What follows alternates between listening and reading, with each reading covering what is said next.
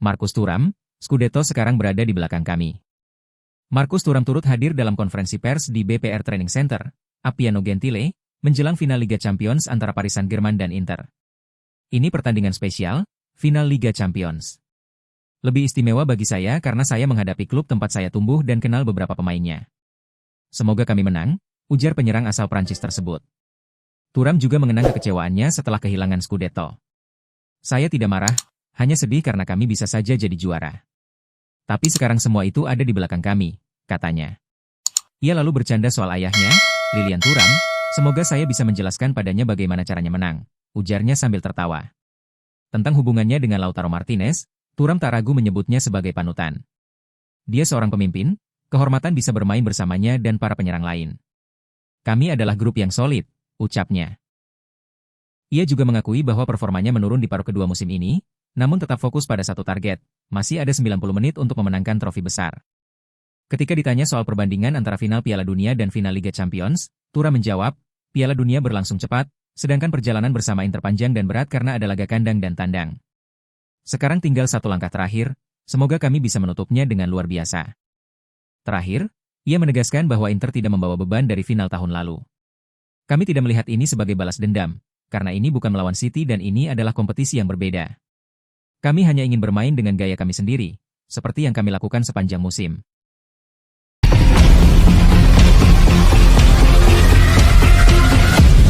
Calhanoglu, San Siro tak pernah sebisu itu saat saya ambil penalti lawan Barcelona. Gelandang Inter, Hakan Calhanoglu, mengenang momen penuh tekanan saat ia mengeksekusi penalti penting dalam kemenangan 4-3 atas Barcelona di semifinal Liga Champions. Itu pertama kalinya saya mendengar San Siro sebisu itu, ujar Calhanoglu dalam video di kanal YouTube resmi Inter. Keheningan itu penuh ketegangan. Para supporter menahan napas. Saya bisa merasakannya. Penalti tersebut datang di akhir babak kedua, usai Lautaro Martinez dilanggar di kotak penalti. Saya tahu jika saya gagal, jalannya pertandingan bisa berubah total, kata Calhanoglu. Namun gelandang asal Turki itu tetap tenang.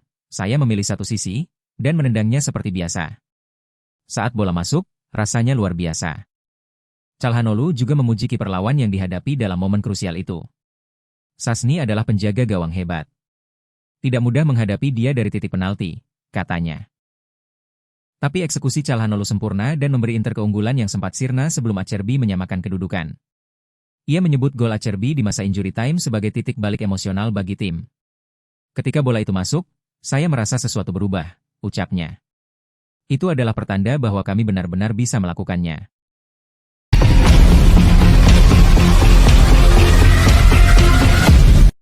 Nasib tragis harus diterima Venezia FC, klub yang dibela oleh Kapten Tim Nasional Indonesia, Jai Idzes. Tim asal kota Kanal tersebut resmi terdegradasi ke Serie B Liga Italia musim depan setelah takluk dari Juventus dengan skor 2-3 dalam laga terakhir Serie A 2024-2025 yang berlangsung di Stadion Pierluigi Penzo, Venezia, Senin dini hari, 26/5. Sayangnya, Jai Idzes tidak bisa memperkuat Venezia dalam pertandingan krusial ini karena harus menjalani hukuman akumulasi kartu. Absennya sang kapten tampaknya berdampak besar terhadap permainan tim asuhan Eusebio Di Francesco. Hasil ini sekaligus mengakhiri harapan Venezia untuk bertahan di kasta tertinggi Liga Italia.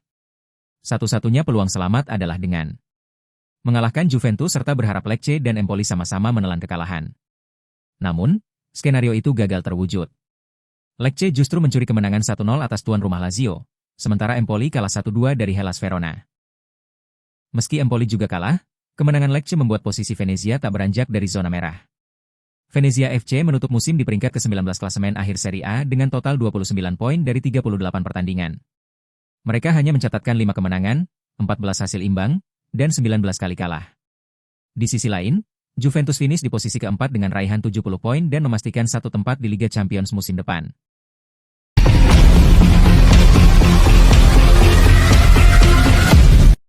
Inter buru tanda tangan Angeon Bonni sebelum Piala Dunia antar klub. Inter Milan dikabarkan sedang mendekati striker Parma, Angeon Bonni, dengan harapan bisa mengamankan tanda tangannya sebelum Piala Dunia antar klub. Angeon Bonni telah menjadi salah satu pemain yang paling menonjol bagi Parma di musim ini.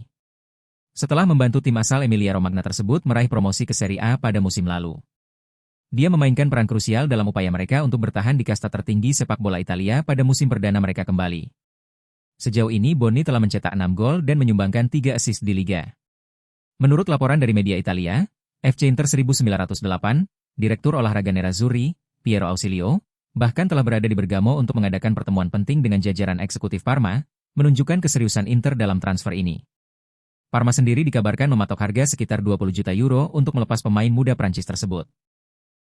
Saat ini, Ausilio berada di Bergamo, lokasi Parma menghadapi Atalanta dalam pertandingan terakhir musim ini. Mereka mengindikasikan Ausilio menegaskan keinginan Inter untuk mempercepat negosiasi, dengan target agar Bonni sudah bisa bergabung dengan skuad mereka sebelum dimulainya Piala Dunia antar klub pada 14 Juni 2025.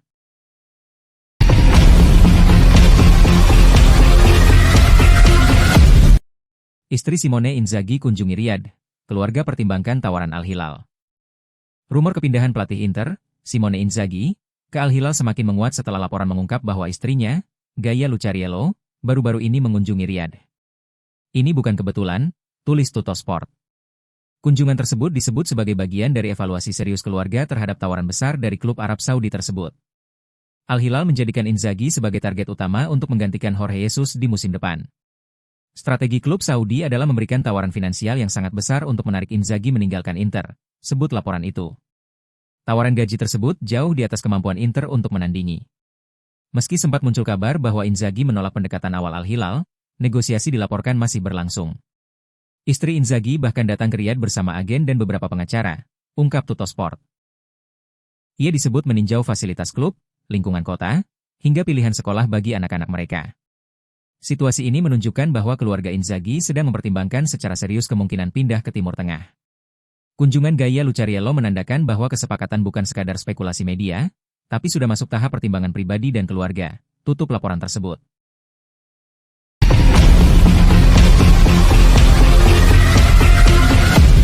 Bukan Allegri, Inter targetkan CSC Fabregas sebagai pengganti Simone Inzaghi. Oaktrey inginkan CSC Fabregas latih Inter jika Inzaghi pergi ke Al Hilal. Muncul kabar bahwa pemilik Inter, Oaktrey Capital, mempertimbangkan CSC Fabregas sebagai calon pelatih jika Simone Inzaghi memutuskan hengkang ke Al Hilal. Oaktrey lebih menyukai pelatih muda dan penuh potensi seperti Fabregas dibanding nama-nama senior, tulis Corriere della Sera. Pelatih Como itu dipandang sebagai figur menarik untuk masa depan Nerazzurri. Rumor kepindahan Inzaghi ke Arab Saudi semakin kuat dalam beberapa hari terakhir, terutama setelah Al Hilal dilaporkan menawarkan kontrak bernilai fantastis. Angka-angka besar yang ditawarkan bisa saja menggoyahkan hati Inzaghi, sebut laporan tersebut. Meski begitu, Inter tetap berharap bisa memperpanjang kontrak pelatih berusia 49 tahun itu setelah final Liga Champions. Sebagai langkah antisipasi, manajemen Inter mulai menyusun daftar pengganti potensial jika Inzaghi memilih menerima tawaran tersebut. Presiden klub, BP Marotta, dikabarkan lebih condong kepada sosok berpengalaman seperti Massimiliano Allegri. Marotta punya hubungan kerja yang sukses dengan Allegri saat di Juventus, tulis Corriere. Namun, Oaktrey punya visi berbeda dari Marotta.